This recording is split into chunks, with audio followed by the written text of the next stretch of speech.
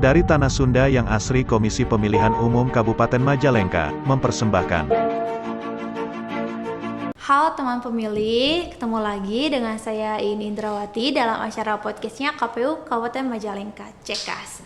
Oke teman pemilih, hari ini kita sudah kedatangan tamu kembali. Biasanya kita tuh kalau ngobrol-ngobrol juga suka ada dari pihak internal ataupun eksternal. Tapi kalau hari ini nih ada yang berbeda nih. Ini sedikit berbeda gitu. Dan spesial juga sebenarnya. Sedikit berbedanya itu karena kan kalau dari eksternal memang kita juga sering dari eksternal. Cuma kalau sekarang kita benar-benar mendatangkan langsung orang yang sudah lama berkecimpung di dalamnya, bukan cuma di KPU saja.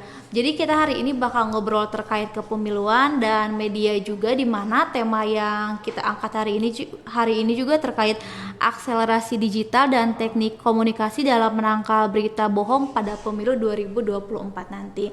Dan saat ini saya juga sudah pasti tidak sendiri, tapi sudah bersama dengan tamu spesial kita hari ini, yaitu beliau merupakan Ketua Divisi Sosdiklik Parmas dan SDM KPU Kabupaten Bogor. Selamat pagi. Saya semangat banget Bapak sampai bilang Memang selamat pagi terus, harus begitu Teh. Harus selamat pagi sore. Terus. Gak apa-apa. Kalau dulu semangat saya. Kalau motivator dulu kan selamat pagi. Mau jam berapa selamat pagi terus. Selamat siang menjelang sore ya. Apa selamat sore menjelang malam gitu Pak? Selamat siang menjelang sore ya Pak. Beliau ini seperti yang sudah tadi saya jelaskan merupakan Ketua Divisi Sosdiklik Parmas SDM KPU Kabupaten Bogor. Boleh nih Bapak perkenalan dahulu. Kata kenal nanti nggak disayang sama penonton kita Pak. Baik, makasih Teh Iin selaku teman-teman sekretariatan dari KPU Kabupaten Majalengka. Yang saya hormati mungkin teman-teman KPU Kabupaten Majalengka. Terima kasih atas undangannya dan alhamdulillah ada waktu dan kita sekarang sudah mulai ada pelonggaran ya terkait dengan pandemi COVID-19 sehingga sudah bisa diperbolehkan dilonggarkan perjalanan, kemudian juga pertemuan dan kegiatan-kegiatan yang lebih besar ya pesertanya. Saya sebenarnya lahir di Jakarta, 2 April 1980 ya, sekarang 42 tahun dan lagi imut-imutnya Pak. Ya alhamdulillah. Bisa aja nih Tenina nih Pak. Ntar kalau isi saya lihat kayaknya bisa dicurigai saya ini. Bercanda. Oke, memang ini ya, asal jangan amit-amit aja ya Teh ya. Jadi enggak. 10 tahun karir terakhir saya itu memang sebagai jurnalis. Sebelumnya saya sebagai terapis. Saya terapis anak autism, kemudian jadi guru di sekolah, kemudian jadi jurnalis, dan itu saya jalankan. Sebelum saya pindah profesi, saya ikut pendidikan di antara di Pasar Baru di Jakarta. Itu pendidikan fotografi dan jurnalisme, dan kemudian punya sertifikat sehingga bisa menjadi wartawan begitu. Dan memang media saya media lokal. Di lokal Depok, Bogor, dan Tangsel waktu itu. Dan kemudian karena banyak berkecimpung di lokal saja, jadi memang pertemanannya ya sifatnya lokal saja. Ada pemret saya waktu itu bilang, kalau kamu masuk di media nasional, ya wartawannya kecil, medianya yang besar. Sementara kalau di media lokal, kamunya yang besar. Medianya nggak apa-apa kecil, seperti ini aja, tapi kamunya tetap jadi. Ibaratnya kayak mau jadi raja kecil lah, ibaratnya seperti itu. Pemret saya memotivasi begitu, supaya saya nggak pindah ke Jakarta jadi wartawan di media mainstream, media nasional waktu itu. Jadi ya udahlah, saya ikuti, saya tekuni gitu. Alhamdulillah di 2018 ikhtiar mencoba jadi anggota KPU Kabupaten Bogor dan terpilih sebagai komisioner dari 2018 gitu. Paling itu Teh Iin. Perjalanannya sangat panjang tapi menarik Bapak. Ya. Soalnya dari yang tadinya pendidikan ya Bapak, dari pendidikan, lalu jurnalis, lalu sekarang masuk ke pemiluan di KPU Bapak. Oke, baik Bapak. Ini kalau bahas terkait tema kita ya Bapak, akselerasi digital dan teknik komunikasi.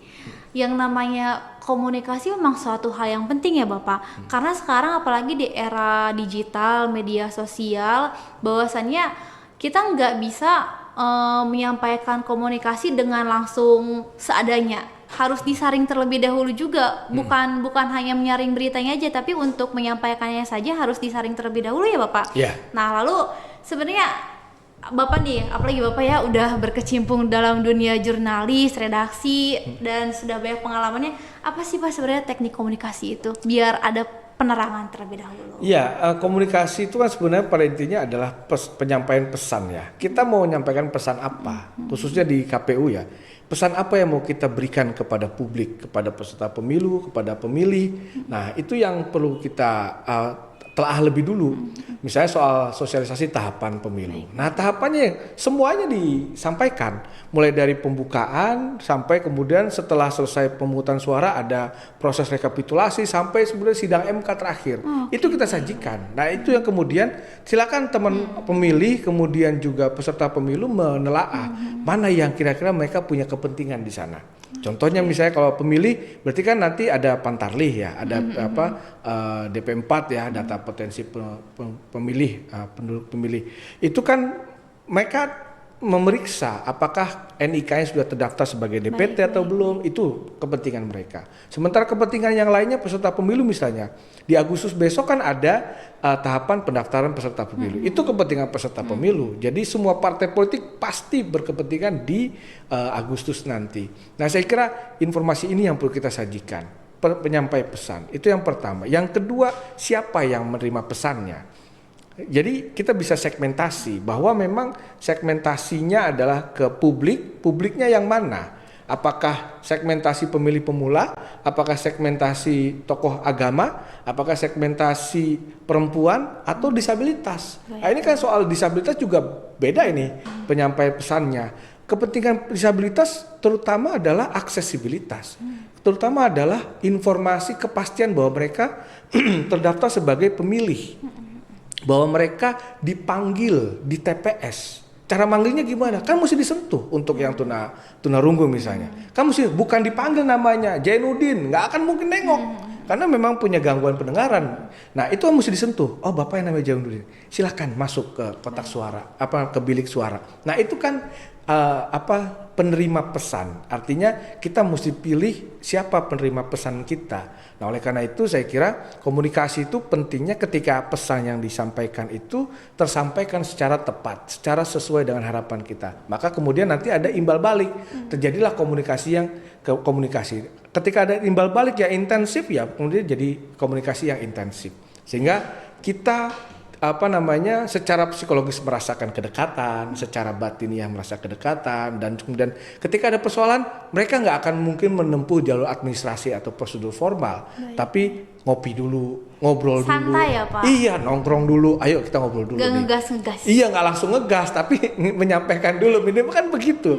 Nah, dengan begitu kan kita jadi aware gitu, jadi waspada, jadi mesti melakukan langkah-langkah apa kira-kira. Ya, saya kira poin pentingnya di situ. Baik Bapak. Memang yang namanya teknik komunikasi juga nggak bisa sembarangan ya Bapak. Yeah. Sekarang nih era digital, media sosial, semua orang tuh hampir semua orang baik individu, dinas-dinas terkait kantor-kantor, khususnya KPU Kabupaten Majalengka sendiri ya Bapak. Yeah. Bahwasanya ketika menyampaikan informasi itu lewat media sosial, misalnya Instagram, Facebook, Twitter, dan itu juga kayak saya nih, kebetulan saya juga di teknis. Kalau sepertinya mau bikin caption harus diedit dulu, minta persetujuan dulu, takut ada salah-salah nanti kalau penyampaiannya ada yang kurang aja kayak cuma titik koma, mungkin kayak kata tidak enggak aja pasti kan penyampaiannya bakal berbeda. Dan apalagi kayak kita seperti dinas satker KPU naungannya pemilu gitu, agak riskan ya Bapak, agak riskan. Nah, untuk di KPU Kabupaten Bogor apa Majalengka ya, dua-duanya ya mungkin. Dua-duanya nggak apa-apa. Nggak apa-apa.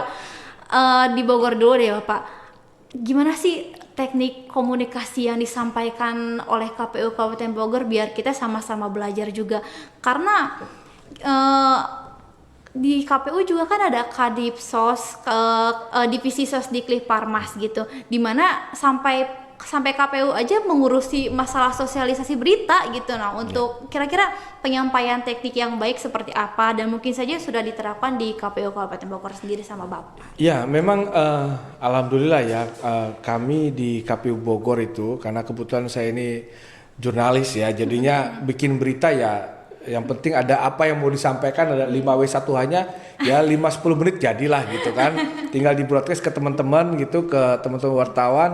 Ya udah, tinggal mana fotonya gitu. Nah, fotonya tinggal dikirim. Ya udah jadilah berita baik online maupun ini. Kalaupun yang radio, mereka minta suara, kalau kita ada voice ya, WA voice ya bisa misalnya. Nah, itu tinggal minta rekaman begitu aja. Bu Ketua KPU Bogor juga berapa kali saya minta, Bu Ketua ini tolong kirim pesan suara lewat WA begini aja nih buat di RRI misalnya. Nah, udah dikirimkan begitu. Kadang-kadang kan teman-teman wartawan kan ada mobilitas lain ya, kesibukan lain, sehingga mereka untuk membantu kinerjanya ya dengan media sosial kita yang kita miliki, handphone gitu ya. Itu untuk yang radio. Kalau yang online, yang cetak saya kira tadi sudah. Nah, tinggal yang video, yang gambar. Nah, pengambilan gambar ini yang memang mungkin kalau di Bogor masih perlu banyak perlu banyak belajar dari teman-teman jurnalis TV. Karena kan mereka ada IJTI ya, Ikatan Jurnalis Televisi Indonesia, dan itu memang punya teknik. Seperti misalnya ngambil gambar itu supaya gambarnya nggak naik turun. Karena napas kita ngos-ngosan misalnya. Itu kan pasti tangannya naik turun. Nah, Iya, itu ada tekniknya. Gimana cara ngambil napasnya, gimana cara nahan napasnya, gimana ngerekamnya, itu ada tekniknya. Sederhananya seperti itu aja. Baru kemudian nanti ngambil angle-nya dari mana? Apakah dari naik mobil, turun dari mobil, berjalan ke lokasi, menyapa. Nah, itu kan ada fase-fasenya ya, yang bisa kita mungkin kalau video atau gambar bergerak ya, itu mesti ada dramatisasi. Nah, dramatisasi ini yang saya kira teman-teman di IJTI di televisi itu paham betul bagaimana cara pengambilan tekniknya, dan kami sebenarnya sih kemarin kalau nggak di review sama inspektorat ada kegiatan itu, kami mengundang teman-teman televisi gimana cara pengambilan teknik video yang baik gitu, yang sesuai dengan etika jurnalistik, yang sesuai dengan pengambilan gambar yang dramatis atau sinematografi. Nah, bahasanya kan begitu, seperti film gitu ya.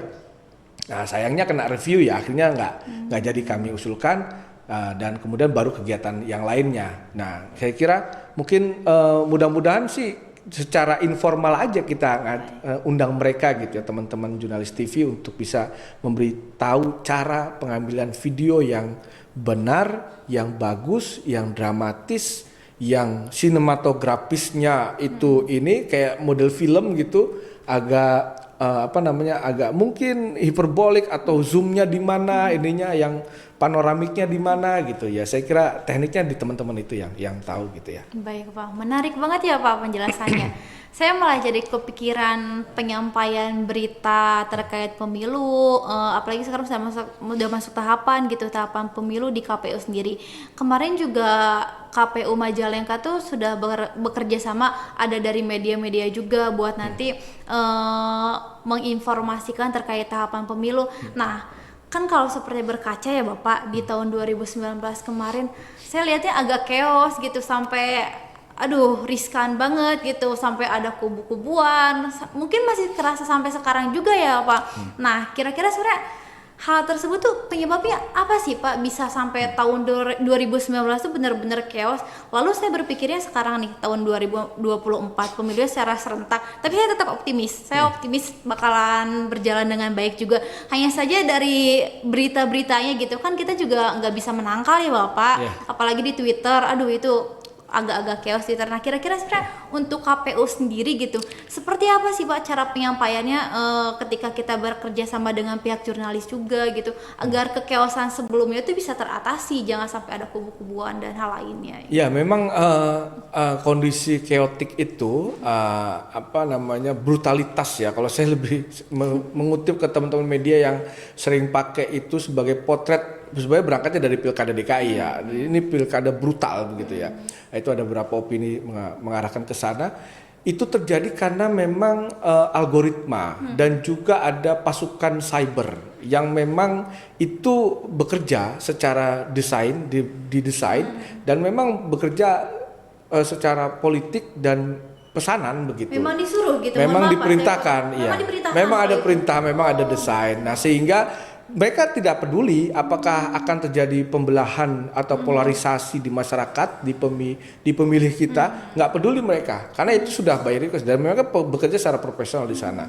Oleh karena itu, saya kira memang ini kepentingan semua stakeholder ya, tidak hanya di KPU, saya kira Bawaslu juga, tapi semua stakeholder, termasuk Kementerian Kominfo juga sudah khawatir dengan itu. Saya kira Istana juga sudah mulai khawatir, kemudian DPR RI, Parlemen juga khawatir dengan kalau tidak ada pembatasan, tidak ada sanksi hukum yang ditetapkan kepada ini, pasti akan ada chaotic yang lebih buruk lagi ke depannya. Nah, ini yang kemudian dilakukan terobosan-terobosan. Saya sendiri terus terang mengapresiasi langkah KPU RI yang mendatangi Kominfo, kemudian mendatangi Dewan Pers ya, untuk minimal melakukan konsolidasi dari udaranya dulu.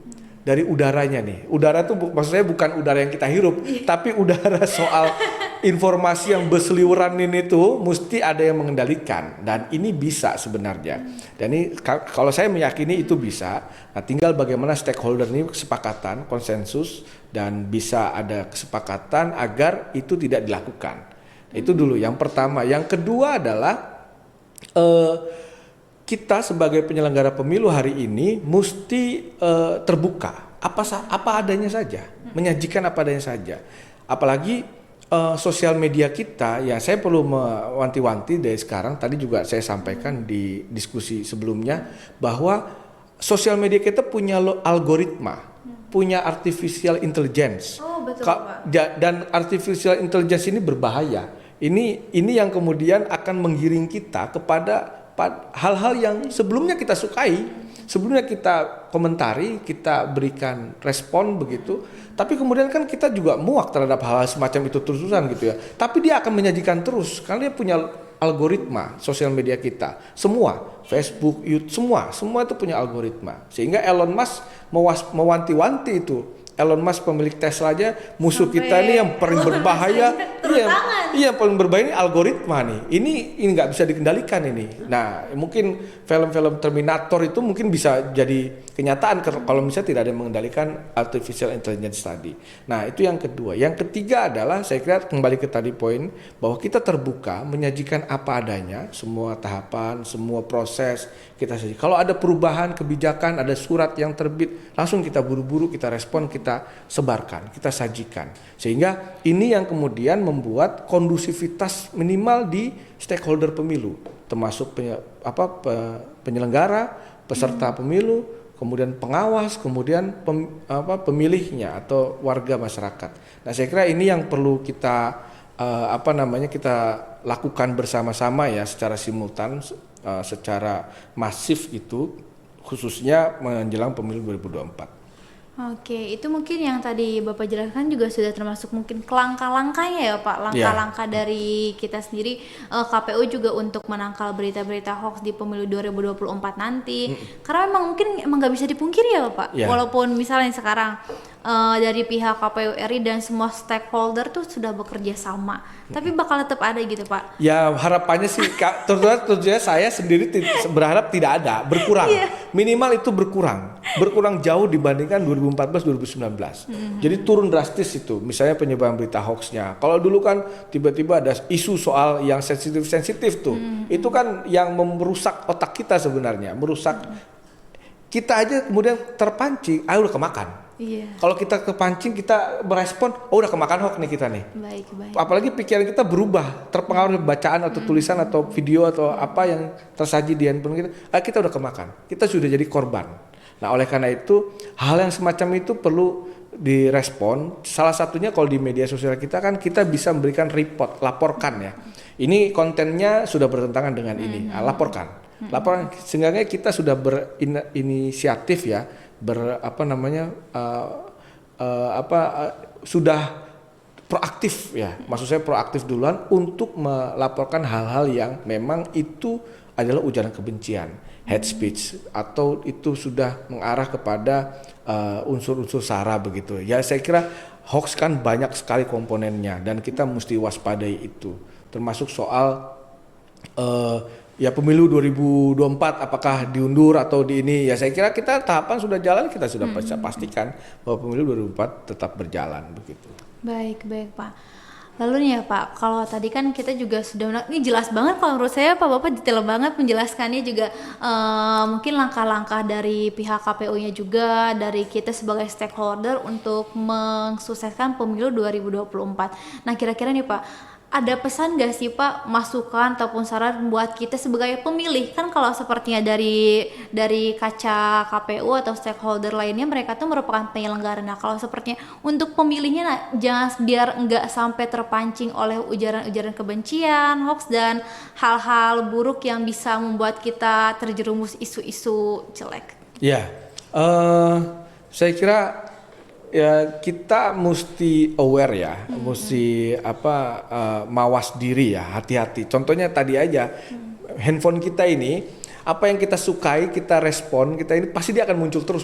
Itu yang saya bilang tadi, algoritma atau artificial intelligence itu. Dan ini yang bahaya. Dan kita mesti pengendalinya kita sendiri. Makanya Elon Musk di dalam salah satu statusnya di Twitter, saya mesti berhenti dulu, istirahat sejenak nih, main Twitter nih, karena dia tahu sendiri bahwa dia akan bicara.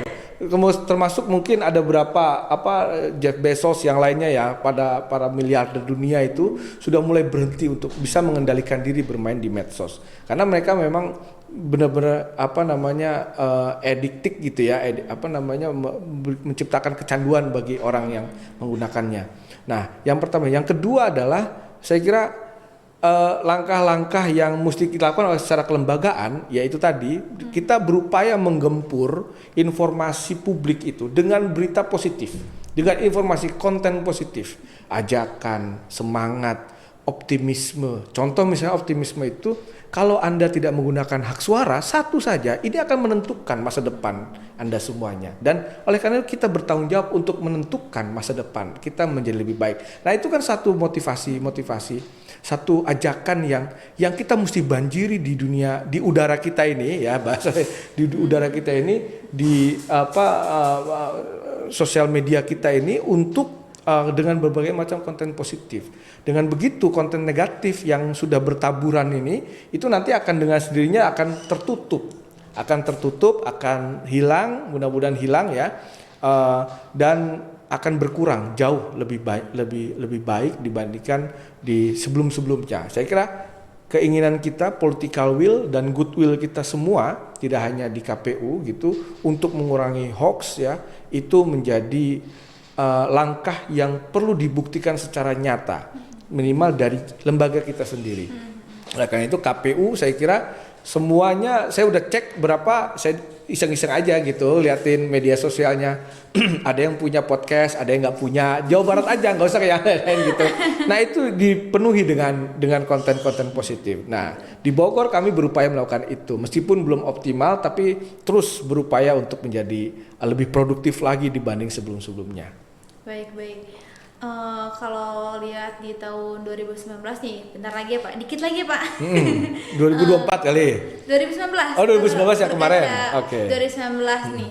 Kan KPU juga kena ya Bapak, di mana banyak yang bilang katanya KPU curang atau inilah pokoknya KPU benar-benar melipat gandakan suara atau suaranya dicuri ya, hal-hal seperti itulah Pak, kekeosan dan padahal memang di KPU-nya nggak seperti itu ya Pak. Cuman mungkin ya orang-orang seperti yang sudah Bapak tadi bilang, ada orang yang mengendalikannya juga dan mereka juga nggak peduli terhadap itu semua gitu.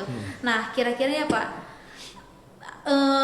biar masyarakat, kan kalau seperti kita kan lewat media sosial mah tetap, walaupun kita bilang tetap gitu ya mereka kalau sepertinya sudah terkontaminasi ya bakal percaya aja gitu, KPU tuh curang gitu. Nah biar nanti gitu di pemilu 2024 nggak terjadi lagi, mungkin ada terobosan lain gitu dari cara penyampaiannya, mereka bisa langsung ke kantor KPU gitu atau seperti apa? Ya itu ya tadi memang susah ya kalau ketika ada beberapa individu yang memang sudah terkontaminasi begitu ya, kontaminasi atau mungkin sudah terpapar informasi hoax gitu, yang untuk kita ajak kembali kepada jalan yang benar, begitu ya. Nah itu yang mesti kita berikan edukasi undang aja, ajak diskusi. Kalau kita tahu orangnya mana-mana gitu, karena rata-rata yang kayak gitu tuh itu personnya itu anonim. Ketika dicek akunnya bukan orangnya, bukan orang yang sebenarnya gitu. Itu akun-akun anonim. Nah, sebenarnya di sosial media kita yang ada di tingkat regional di Asia Pasifik misalnya, itu sudah punya kebijakan untuk menghapus ya akun-akun anonim yang memang itu kemudian bertentangan dengan kebijakan-kebijakan di media sosial mereka gitu, di platform digital mereka. Dan itu sudah sangat membantu. Terutama sudah sangat membantu. Tinggal bagaimana kita melakukan edukasi, melakukan pelurusan ya. Kalau di media mainstream itu ada rubrikasi cek fakta. Mau dimanapun itu ada cek fakta. Ada video yang menampilkan kejadian yang kita curigai ini bernuansa hoax gitu. Itu bisa dicek faktanya. Apakah ini benar terjadi atau tidak? Itu bisa dicek. Nah kemudian yang berikutnya adalah saya kira dengan melakukan intensifikasi ya, sering melakukan dialog, membuka pintu dialog gitu dengan khususnya yang mereka yang suka melakukan atau bagian daripada tim cyber troop tertentu gitu ya, dari kelompok-kelompok tertentu. Ini kan cyber troop ini banyak kelompoknya, banyak sekali dia afiliasinya, faksi-faksinya. Nah, ini yang kemudian perlu kita libatkan. Setidaknya ngajak konten yang positif. Nah, itu yang mudah-mudahan dengan begitu kita bisa membanjiri informasi positif itu mengalahkan informasi yang negatif gitu. Baik Bapak. Yang menarik sekali ya tema kita hari ini terkait akselerasi digital dan teknik komunikasi dalam menangkal berita bohong untuk pemilu 2024 nanti. Memang seperti yang sudah tadi Bapak jelaskan, bahwasannya intinya tergantung dari diri kita sendiri juga ya Bapak, bagaimana cara kita menanggapinya gitu, menyaring beritanya seperti apa. Jangan sampai kayak kita baca berita tapi ya udah aja langsung percaya gitu ya. Kalau kata orang Sunda ya udah langsung percaya, nggak diapa-apain lagi. Padahal kan nggak boleh seperti itu juga. Kita betul. Juga mungkin nggak cuma hanya satu media. Kalau sekarang juga kan seperti media lokal, media nasional juga banyak ya. Mungkin cara pembandingnya bisa membandingkan dari satu media ke media lain, bisa mungkin ya Pak seperti itu. Ya jadi memang kita berupaya untuk saring sebelum sharing. Ya, jadi kan bahayanya ini kan kadang-kadang belum tahu bener apa enggaknya udah langsung di-share, udah disebar kemana-mana begitu. Meskipun itu kan mengganggu lah ya, mengganggu. Saya juga terakhir berapa kali dapat yang itu mengganggu itu, dan kita bisa ingatkan ke teman-teman itu belum tentu benar. Jadi kita bisa mengingatkan. Nah, yang kedua selain saring sebelum sharing, yang kedua adalah bagi kitanya sendiri ya kita bisa cek fakta. Jadi di handphone kita bisa banyak ini video ini tanggal sekian, kejadian lokasinya sekian, 5W1H misalnya, 5W1H tempatnya di mana, siapa korbannya, kemudian ada peristiwa apa, bagaimana kronologisnya, itu cek fakta. Benar nggak ini terjadi? Nah, kemudian di media mainstream yang nasional itu akan ada penjelasan. Oh, ini sebenarnya salah, ini begini. Peristiwanya nggak begitu. Kemudian di media digital kita, di berita-berita online gitu, itu akan ada sajikan itu, mana yang benar, mana yang salah begitu. Baik. Saya kira itu yang kita perlu edukasi. Saya bagian dari teman-teman media, ini juga teman-teman media, pertanggungjawaban media, wartawan itu, media perusahaan sebagai sebuah perusahaan begitu ya, itu menyajikan dengan cek fakta, pertanggungjawaban mereka. Persoalannya kan hoax itu di media sosial kita itu nggak ada yang nyaring. Karena kalau di media media cetak maupun elektronik begitu ya, online maupun TV, itu ada yang nyaring, ada editornya, ada redakturnya, ada penanggung jawabnya, ada pemimpin redaksinya. Mereka yang kemudian nanya berulang-ulang ke reporternya, ini benar nggak peristiwanya? Ini kamu lihat sendiri nggak? Atau dapat dari siapa? Atau kamu ambil foto sendiri? Jadi hal-hal semacam itu tuh di cross check langsung, sehingga ini nggak main langsung tayang, ini nggak main langsung terbit, tapi disaring dulu. Nah, saringannya sangat ketat. Bahkan di media-media internasional, New York Post misalnya, atau Washington Post misalnya, apa yang ditulis terjadi di Indonesia itu sekarang gitu misalnya, bukan yang sifatnya straight news. Kalau mereka sudah tidak lagi bicara soal straight news atau berita langsung, tapi mereka lebih pada investigasi.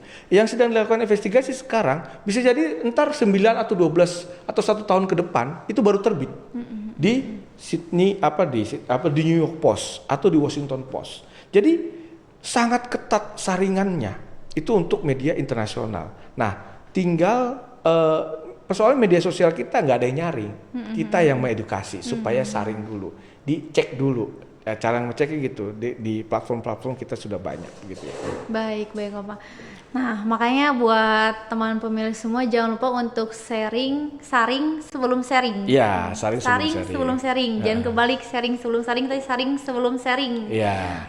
Kalau seperti yang kita melihat ataupun membaca media yang beredar di media massa atau media sosial seperti Instagram, Twitter, biasanya yang banyak berita apa sih kalau saya teliti Twitter, soalnya banyak anonimnya tuh banyak banget di Twitter tuh. Dan kalau sepertinya ada trending topik juga Twitter tuh udah paling pertama gitu.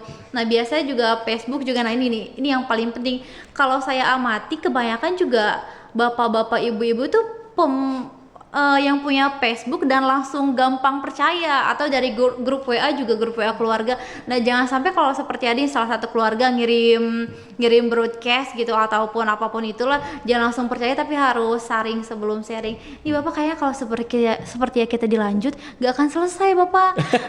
Panjang ya. Panjang banget, bisa sampai 1 jaman mungkin seharian. Oke nih Pak, mungkin kita cukupkan dulu sampai di sini dan mungkin nanti insya Allah lah Pak kita ngobrol-ngobrol lagi. Ya boleh Tein, nggak apa-apa. Temanya mungkin masih terkait media tapi part kedua, bagian kedua. Ya mudah-mudahan. Oke, sebelum mengakhiri acara, mungkin ada yang ingin Bapak sampaikan gitu buat teman pemilih terakhirnya Pak. Ya, baik.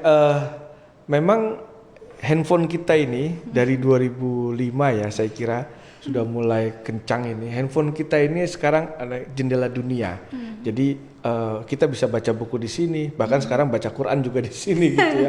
Nggak cuma informasi gitu, media sosial apapun ada di sini.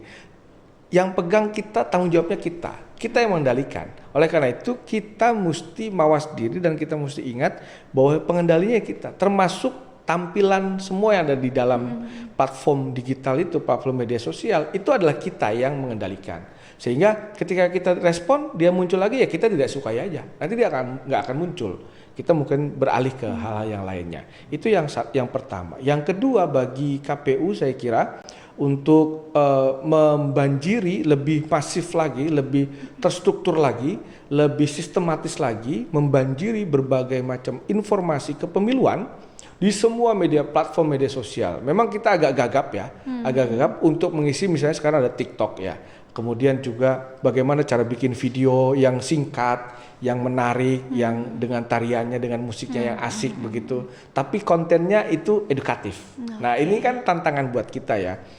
KPU RI, KPU Provinsi, Kabupaten Kota saya kira didorong untuk lebih cepat dia berlari mengikuti perkembangan media sosial atau masyarakat internet yang sekarang sangat cepat larinya begitu. Nah itu yang kedua. Yang ketiga adalah yang namanya jurnalis, yang namanya media itu manusia. Nggak ada yang nggak selesai dengan diajak berbicara, diajak ngobrol, diajak dialog, diajak diskusi. Sambil ngopi, sambil ngobrol, diskusi, santai, itu semuanya bisa diselesaikan. Oleh karena itu, tips buat teman-teman KPU di seluruh Indonesia, khususnya bagi teman-teman sekretariatan, jangan alergi terhadap teman-teman jurnalis, terhadap teman media, dijelaskan. Kalau memang anggarannya nggak ada, bilang aja nggak ada gitu. Memang nggak ada anggarannya.